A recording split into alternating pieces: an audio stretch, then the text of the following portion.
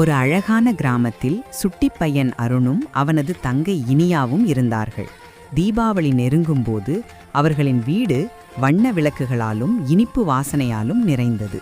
அருண், இனியா, இன்றைக்கு நாம் நிறைய பட்டாசுகளை வெடித்து மகிழப் போகிறோம் என்றான் உற்சாகமாக.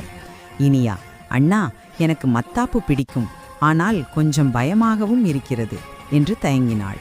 அப்போது அவர்களின் அப்பா சிரித்து கொண்டே வந்தார்கள். பயப்பட தேவையில்லை செல்லங்களே, நம் பெற்றோரின் கண்காணிப்போடு பட்டாசுகளை வெடித்தால் தீபாவளி மிகவும் பாதுகாப்பாகவும் மகிழ்ச்சியாகவும் இருக்கும்.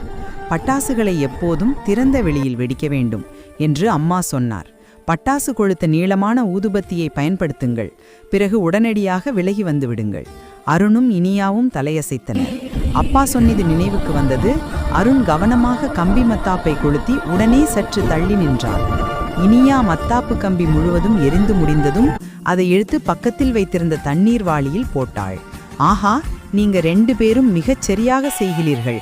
இதோ பாருங்கள், பட்டு துணிகளை தவிர்த்து பருத்தி ஆடை அணிந்ததால் உங்களுக்கு எந்த பயமும் இல்லை என்று பெருமையுடன் அம்மா சொன்னார். அருணும் இனியாவும் பாதுகாப்பான முறையில்